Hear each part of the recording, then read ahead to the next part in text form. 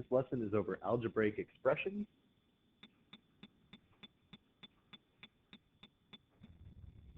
The objective today, students will be able to evaluate algebraic expressions.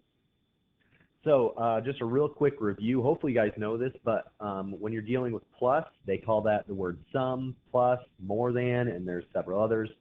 When you're dealing with subtraction, they use the words less than or difference or others. Multiplication is product, multiply, and division is quotient and divide. Now again, there are several other words that they can use for these, but those are just some of the most common ones that we'll run into today. So writing an algebraic expression with words. Now first thing real quick to realize is that an expression is when you have something that's like x plus 3, an equation is when it's x plus 3 is equal to 10. So this equal part makes it an equation. We are working with expressions, so we don't have any equal signs on any of these. We couldn't solve that. If I told you to solve for x, you couldn't because it's not equal to anything. So we have a number plus 6. Well, first off, when they just say a number, we don't know what that is, so that's our variable. So I'm going to call that x. Then we have plus is adding 6. So that's a pretty simple one, x plus 6. Now, the part that gets a little bit more hairy is when you're talking about less than, because with adding, it doesn't matter what order you put it in. Technically, this is the best way to put it, but if you put 6 plus x, it's still the same because it's adding. That order doesn't matter. But with number 2 here, this is less than. So we have 8. Less than means subtraction, and then a number, we don't know what that is x. But it is not 8 minus x. That is not the case. Instead, it is actually x minus 8. Now, first off, the shortcut is if you ever see the word less than, it means you have to flip the order. Anytime you see the word less than, the second thing has to go first, the first thing has to go second. But it makes sense if you think about it this way. What if instead of having an x over here, instead of a number, we had 10? So if I said 8 less than 10, well, what is 8 less than 10? Well, if I said Johnny had 10 basketballs and Billy had 8 less than him, how many would Billy have? Well, he'd have 2 basketballs. Well, how did you figure that out? Well, I don't know if it was Johnny, I forget how I named him, had 10, and if Billy had 8 less than that, then it's 10 minus 8. So notice how we put that 10 first. So that's the reasoning for it, but honestly, a lot of students will benefit just from memorizing. If it says the word less than, it's the opposite. You have to put the second thing first, and the first thing has to come second. Number 3, the quotient of m and 10. Now, quotient is division. That's the other one. That order definitely matters. But they're saying m and 10, so you can either do m divided by 10, or I usually do divided with a fraction. Either one works. And number 4, the product. Product is multiplication. So 13 and y is 13 times y, or 13y. Now, again, the order can be different on that one. You could have y before 13, since it's multiplication. So now these are going to have a couple different steps. So number 5 has the product of 8 and the sum of a number in 3. So we have 2 different things. We have a product and a sum. The thing I want you to realize is we're talking about the product. Earlier when we said the product, it was the product of 2 things, 13 and y. Well, now we're still talking about the product of 2 things, the product of 8 and this whole thing. So we're multiplying 8 by this whole thing. What is that whole thing? Well, it's the sum of a number and 3. So a number and 3, and it's the sum, so we're adding those. So we have 8 multiplied, because it's the product, of x plus 3. It's probably a good time to say I don't like to use the x for multiplication. I either use a dot. Honestly, I never use the dot. I always use parentheses.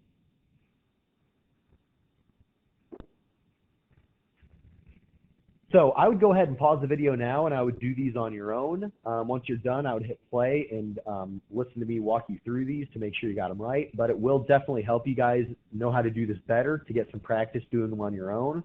So please pause this, watch these examples, and then go back and, pause it, do these examples, then go back and hit play and see, make sure you got the right answers.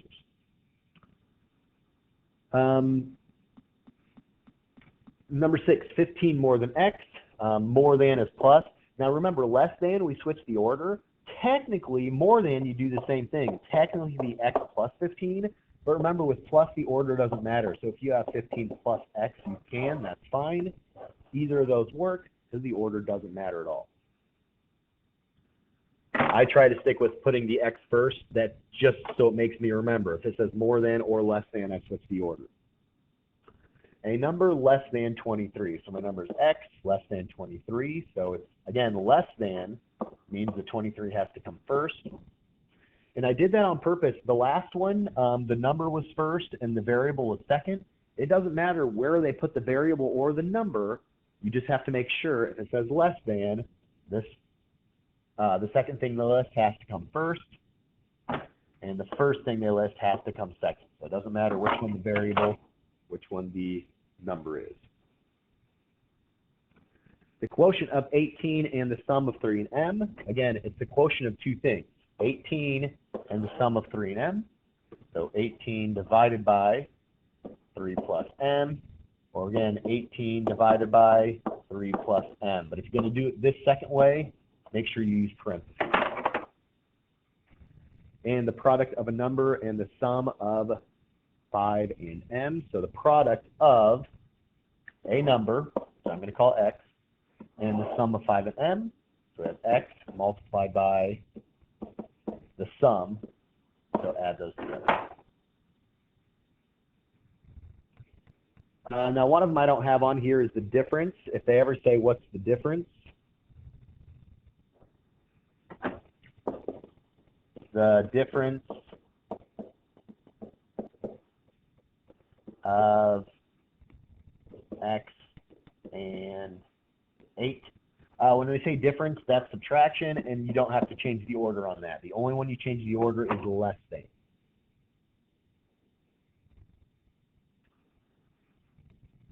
All right, so modeling a situation with an algebraic expression. So just a little table I gave you over here. The starting point is the constant that doesn't have a variable. So wherever you're starting, whatever you're beginning with, eventually that's going to be our y-intercept, but we're not going to talk about that today. Your starting point is always the constant. It's the number without the variable. And then it's not always like this, but if you see the word each, that usually means you're going to multiply, and that one then goes with the variable. So this one says you start with $20, you save $6 a week. So we're starting with 20, so that one doesn't get the variable. And then we save $6 every week. So we multiply that by, I'm going to call it W. Again, you can call it whatever variable you want. I call it W so it relates to week, but it doesn't make any difference. And now the last thing is you start with $20 and you save $6 a week. So you're adding to that. We're starting with 20. We have $20 saved up so far, and then we're adding $6 every week. So that's the expression. And again, we're not solving it because it's not equal to anything. It's just an expression. This next one, you had $150, so that's where you're starting with. You're spending $2 each day, so we start with 150. $2 each day. And you're spending that, so you're losing that. You're subtracting that. Again, go ahead, do this one on your own. Hit pause, do it on your own, then hit play. Make sure you're on the right track. The piggy bank contained $25. So that's our starting point. $1.50 is added each day. So 1.50 added each day. Obviously, if you want to just leave it 1.5, you can. So since it's added, you're obviously adding.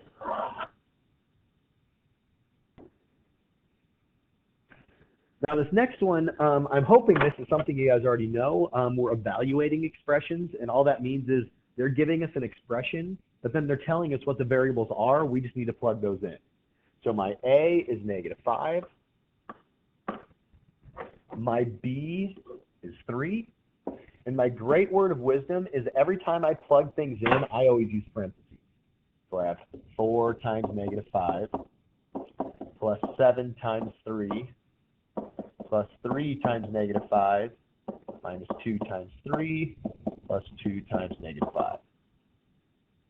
Kind of used a lot of room with that, but that's okay.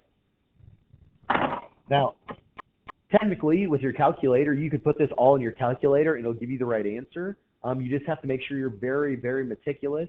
You're being very careful on how you're typing it in. So what I do is I still use my calculator. I just do it one term at a time. Each one of these is a term. So 4 times -5 is -20. And I use a calculator anytime I see a negative because I don't want to make that mistake. 7 times 3 is 21. 3 times -5, again, I would use a calculator just to make sure I don't make a mistake. -15. I call this -2. -2 times 3 is -6. And 2 times -5 is -10. Then go through here and put these together. You can either call these plus -15 or just -15, whichever way you want to do it. But this is then where I'd put the whole thing in my calculator. -20 plus 21 minus 15. I would say -6, but plus -6 is fine. Plus -10 is fine. You end up getting -30 for that.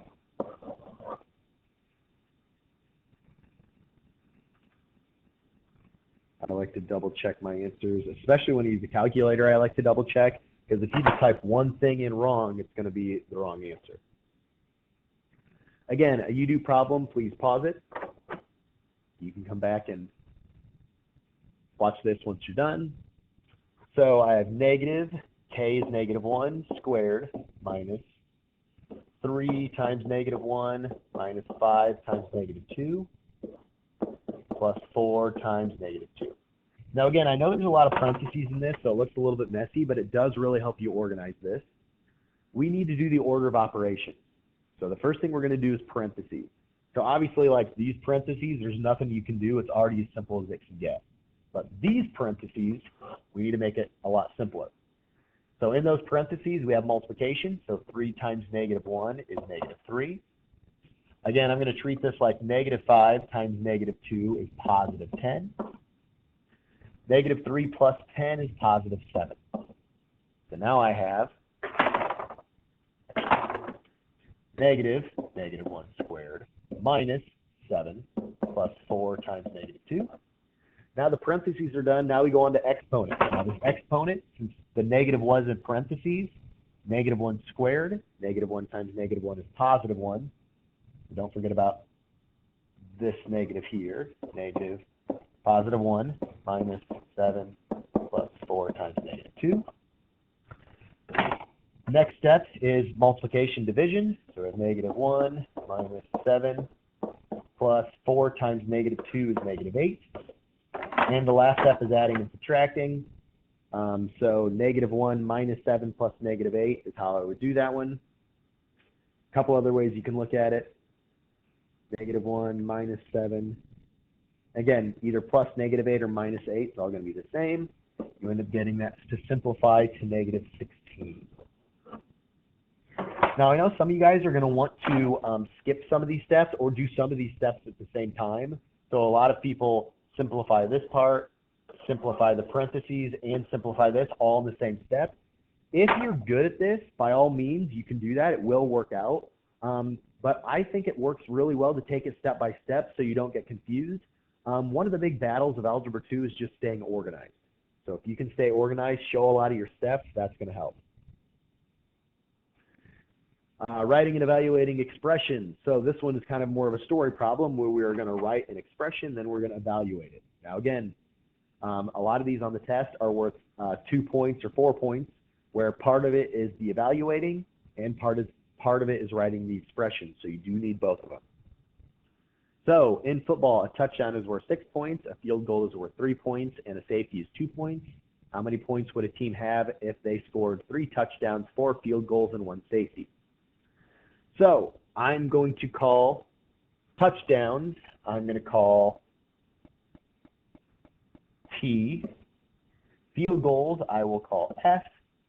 And safeties, I usually don't do this, but I'll call S. My S's look a lot like 5s. So again, just being neat and trying to make sure you're aware of that. So the expression, I'm actually going to do this 2 different ways, is 6 times the number of touchdowns you scored. That's T, the number of touchdowns. Actually, I should probably do that over here. So T is the number of touchdowns. F is the number of field goals. Spelled wrong. And S is the number of safeties.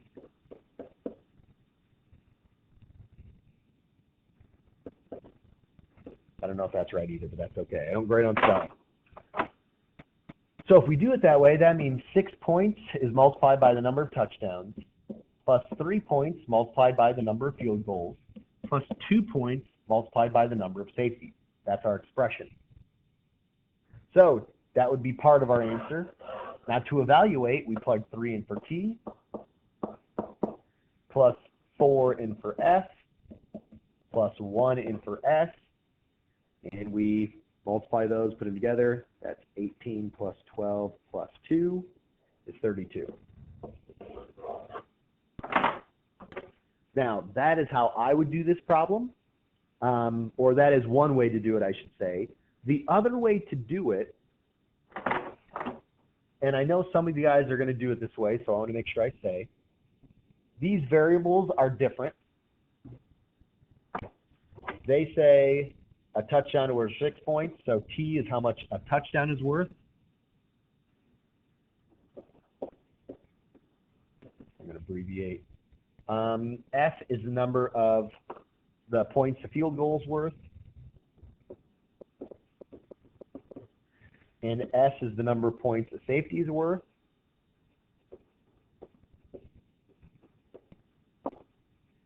And so now it's a little bit different. So now we have 3 touchdowns, so 3 times the number of points you get for touchdowns, plus 4 times the number of points you get for a field goal, plus 1 times the number of points you get for a safety. And then plug the numbers in for there. So either of those will work. I'll accept both of them. I just know some people do it one way, some people do it the other. I want to make sure you realize that there are 2 different ways for that. Again, go ahead, pause this, do this one on your own. But this one's the same thing I just said, and this one I think is a little bit more confusing just by the way they list. They made 5 3-pointers, 15 field goals were 2 points, 8 free throws worth 1 point. So the expression, again, there's kind of 2 ways to do it. If we say that T is the number of 3-pointers,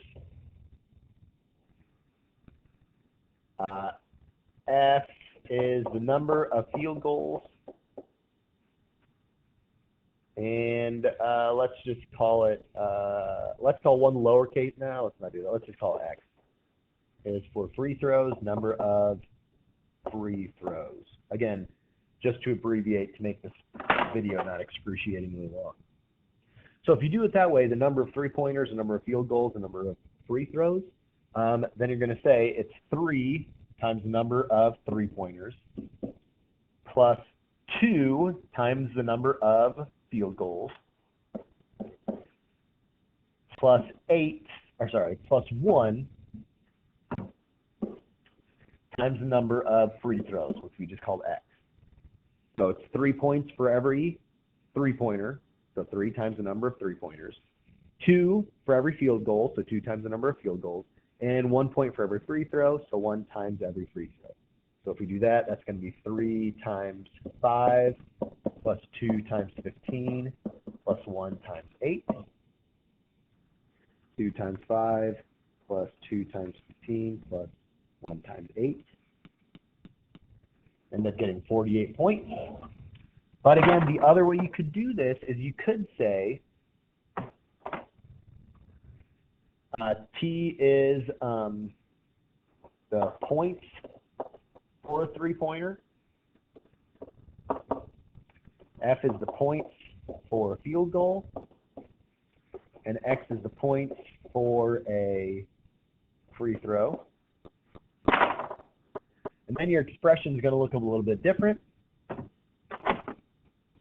It's 5 times the amount of points for a 3-pointer plus 15 times the amount of points for every field goal, plus 8 times the amount of points for every free throw, which we just called x still.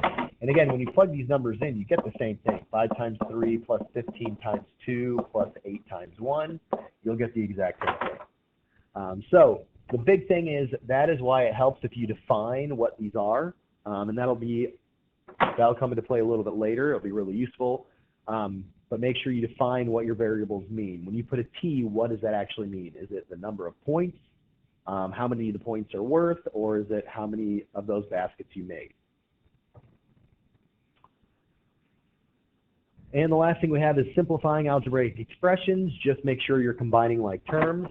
If you ever have a minus outside your parentheses, make sure you distribute that. That's going to be negative 3k minus m plus distribute the 2, 2k minus 8m. And now combine your like terms. So we have negative m minus 8 plus negative 9m. Negative 3k plus 2k is negative 1k, or just negative k. And again, we're just combining them. We're not canceling anything. I'm not adding m to both of these. That's not right at all. We're just combining them. We have negative 1 and a negative 8. Those go together to get negative 9. We have negative 3k and a positive 2k. Put those together, and that's a negative 1k. Now, if you have any of them that have exponents, remember, you can only combine them if they have the exact same variable and the exact same exponent. So I can't take 2x squared and combine it with this 3x. Just make sure you're careful with that. Everything else is the same. 2x squared minus 5x squared is negative 3x squared. Negative 3 minus 4 is negative 7x. Positive 6. Now, it doesn't matter what order you put these in. You could have negative 7x plus 6 minus 3x squared. Doesn't matter. But just for future reference, it helps to get in the habit of always going with your highest exponent to your lowest exponent. So start with your highest, then your next highest, then your next highest, until you're down at your lowest or your constant. You don't have to yet, but it is a good habit to get into. So for this one, we have x squared, so 7 minus 4 is 3x squared. 3y, 2y is positive 5y squared. Again, both of them have an exponent of 2, so you can't really do the rule I just said where you go from highest exponent to lowest. But again, it doesn't matter what order you put them in anyway. And last but not least, distribute this out. Negative 2x minus y. Distribute the negative 2. If you ever have a minus 2, we treat that like a negative. That's positive 2x, positive 2y. And now we can combine those. Now, the weird thing was the x's, negative 2x plus 2x, negative 2 plus 2 is 0x, negative y plus 2y is positive y. Well, 0x is just 0. It's nothing. If you don't have any x's, it's not anything. So all we have is y for this one, or 1y. Oh, I thought we were done with that one. Sorry, 2 more. I'll do these quick. X squared minus 5x squared is negative 4x squared. We have 15x, looks like the only x, 15x. And then we have negative 8, positive 3, positive 16. I put in my calculator because I don't want to make any mistakes. That ends up being positive 11. And this one down here, 3x times 5x, remember that's 15, and then x times x is x squared.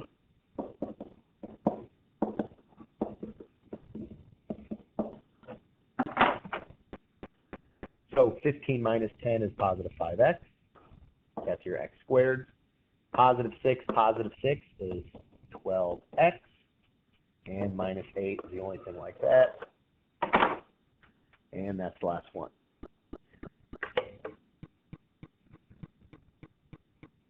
So if you have any questions, make sure you let me know.